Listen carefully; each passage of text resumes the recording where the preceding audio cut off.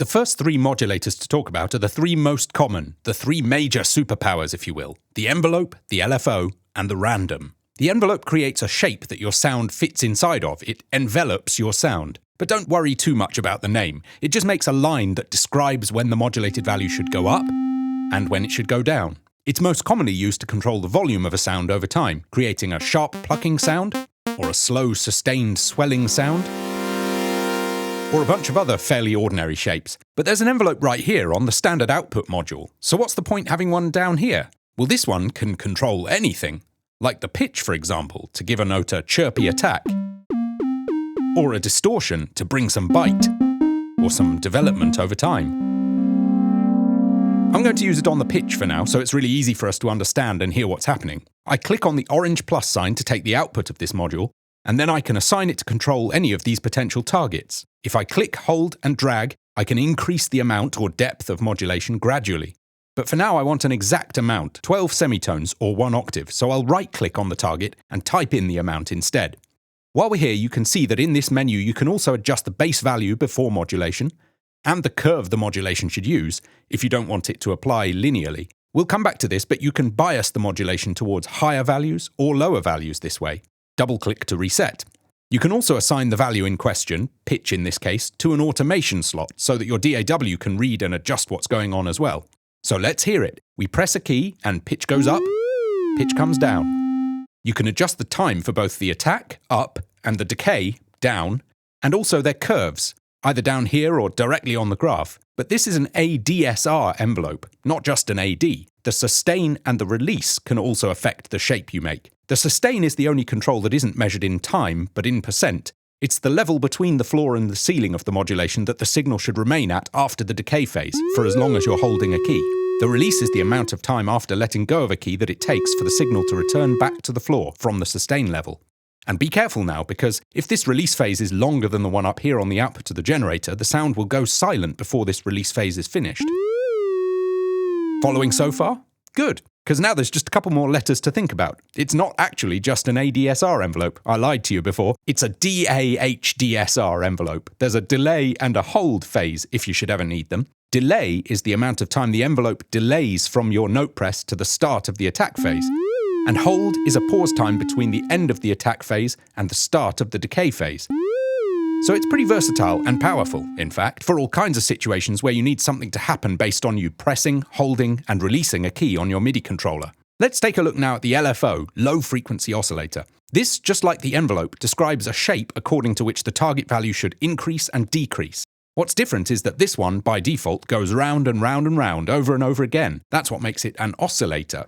You can speed it up or slow it down, freely in hertz or in beat divisions of your song's tempo. You can also change the looping behavior, a bit like on the sample generator, which we discussed in an earlier video. You can change the phase to start and end the cycle at a different place in the waveform. And of course, you can change the shape itself, either directly on the graph, in this larger editor window, or by selecting from the library. You can even select a one-shot, set the loop to off, and have it behave like a complex envelope. So that's pretty cool too. Before we move on, let's just take a look at some of these other controls, which you'll see across a lot of the other modulators too. On the right-hand side, there's this output scale control, which you can think of as sort of like a volume fader for the output of this module.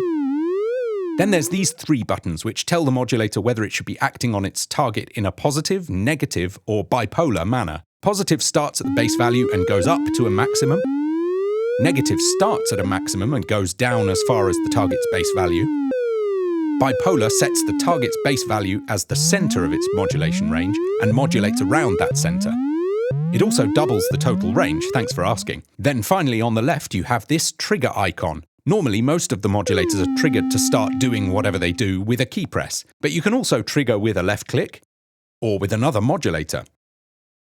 The menu allows you to set different behaviors for key presses depending on the module, and also lets you set a trigger value, so if you feed in another module's output, for example a random, the envelope will be triggered whenever the output of the random modulator moves above the trigger value. Which brings us nicely on to the random modulator, my personal favourite for harnessing chaos and turbulent unknowability. Random outputs a string of values which fall anywhere between the bottom and the top, depending on absolutely nothing. At least for the sake of music and synthesis. Don't bother talking to mathematicians about randomness, it's not worth it, I promise. They're just whatever, random. You can, of course, change the rate at which new values are produced, as usual in free or sync mode. You can add jitter to make that rate less regular. You can smooth the transitions between values up to 100% where there are no clear individual steps anymore, just continuous random movement. And you can adjust the chaos to make it more or less likely that the next value will be close to the last one. By default, the random modulator triggers a new string of random values every time you press a key. But again, if you right-click on the trigger menu, you can set it to run continuously, regardless of key presses, or to only reset when not playing legato, for example. You can also choose independent voice mode for a polyphonic patch if you want each voice to have its own random sequence rather than all voices having the same. This can be a significantly different result if, for example, you're running a pad through a filter.